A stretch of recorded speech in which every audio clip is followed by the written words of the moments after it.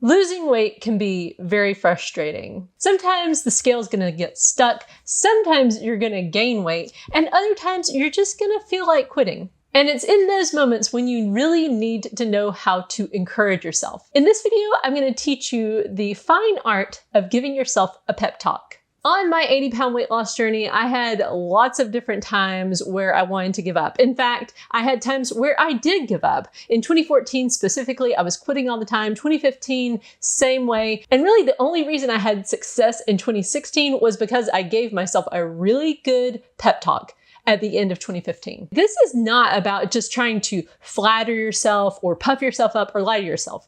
A really effective pep talk will do none of that. You know, back in 2020, I wrote a book called Overcoming Weight Loss Obstacles. And my idea was I just wanted to talk about all the difficult parts of the weight loss journey. I started the book off with the top 5 traits that I felt like were the most important ones to cultivate that really helped me to finally succeed with weight loss. And the number 1 trait was persistence. And the best way to become persistent is to learn how to give yourself a pep talk so that when you do feel like giving up, you convince yourself to keep going. So step number 1 is to realize that you need a pep talk. Now you might think, well, it'll be obvious, but that's not always the case. Sometimes it is, you know, like if you find yourself crying and feeling like I just want to quit, yeah, you need to give yourself a pep talk. But other times it's a lot more subtle. You are just kind of slowly giving up on the weight loss process. It's important to be self-aware. In other words, just start watching yourself. Start noticing, like, are you sticking to your plan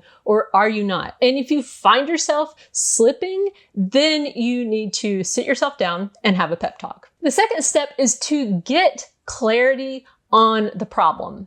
Now, sometimes you might just do this by sitting down and thinking. I find it very useful to jot things down just to kind of get it out of my head and onto paper, but you might find it helpful to just go for a walk and think about things. There are 3 main areas where the problem usually lies. Either you have a fear, or you're frustrated, or you lack faith. Now, to really figure out which one of those it is, I find it helpful to just ask myself those questions. For example, what am I afraid of? Along the weight loss journey, I was afraid of a lot of stuff. I was afraid of failure. I was afraid of success. I was afraid of who I might turn into when I lost weight. Or you may ask yourself, what am I frustrated about? There's plenty to be frustrated about on the weight loss journey. For example, you're going to have to deal with hunger from time to time. That's frustrating. You're going to have to deal with the scale, and sometimes it goes up when you feel like you're doing everything right. Or maybe you're just losing weight slower than you want to. And lastly, you might be dealing with a lack of faith. Maybe you don't really believe you can lose weight, or maybe you don't really believe that you can keep it off, or maybe you believe that your plan's not really going to work. And that's a very common thing, especially on the beginning of the journey when you don't really know if it's going to work. Step number 3 is to do a reality check. So in step 2, you are kind of dealing with your emotions. And I find the thing that's most helpful in dealing with emotions is to get myself grounded in reality. In other words, in the actual facts, in the data. Now, the thing is, there are so many different things that your problem might be that you're going to have to try to figure out what is the best reality check for that. What are the numbers? What is the truth behind the matter? So here's an example of a pep talk I had to give myself almost constantly when I was losing weight. I would say to myself, like, I don't feel like I'm really losing weight. So what I had to do was to sit down and look at my spreadsheet. I had a weight tracking spreadsheet where I've been weighing every day and I was keeping track of my 7-day average. So I would say, okay, it feels like the scale is stuck. So what's the actual reality? So I'd sit down and I'd say, okay, today, you know, my 7-day average is this. So what was it 6 weeks ago?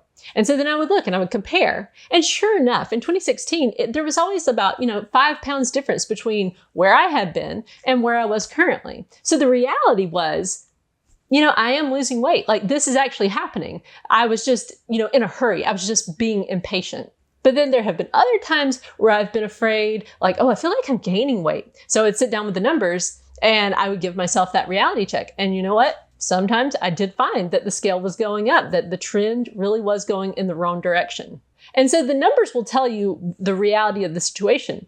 But you might also find something else when you're trying to look at your numbers. For example, you might find you're not actually tracking your progress. So maybe, you're trying to lose weight and you're feeling frustrated that nothing's happening, but then you figure out like, oh, I'm actually not tracking my numbers, or I'm not tracking consistently. Or you might find you don't even have a clear goal. Like you have a vague kind of like want, but you haven't really specified what you're striving for. Or you might find like you've been tracking and you have a goal, but you don't actually have a plan. Or maybe you have a plan and you're not sticking to it. Or you might find you have a plan and a goal and you're tracking, but you can't really articulate why you're trying to do this in the first place. If you are dealing with a lack of belief, then search out right now some success stories. Find some examples of people who were in the place that you currently are at and who got themselves to a place where you want to be.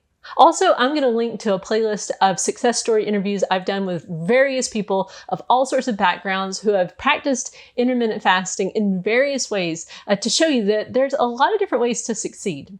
The next step is to encourage yourself. Now, this may go one of two directions based on what you uncovered in your reality check. If you found like, okay, actually you're just worrying for nothing, like you're making good progress, you're being consistent, everything's good, you can just say, hey, just keep doing what you're doing. And that's a really easy pep talk to give yourself. But the other way this can go is that you did have some uncomfortable things that you figured out during the reality check. And in those cases, it's important to just encourage yourself, not to beat yourself up and say, oh, I can't believe you did this, or I can't believe you've not been consistent, but instead try to learn from it. Like, why weren't you being consistent? Maybe you had a good reason. Maybe your plan needs to change a little bit so it fits in your life better. So the idea here is that you take all that you learned during your reality check and try to internalize it and make needed changes, and just tell yourself you're going to get better as you go forward. Which brings us to step 5, which is to stand up and move forward. Basically, what weight loss comes down to is just doing those actions that will get you into a caloric deficit and keep you there until you hit your goal weight. Weight loss success truly is inevitable, provided that you make needed changes and you just don't quit. I created a free PDF template of how to give yourself a pep talk so that if in the future you are feeling down and you can't really remember what the steps are, you can just pull this out and refer back to it. You can get your copy at 6milestosupper.com/freebies. Thank you so much for watching. Please be sure to like, comment, and subscribe down below.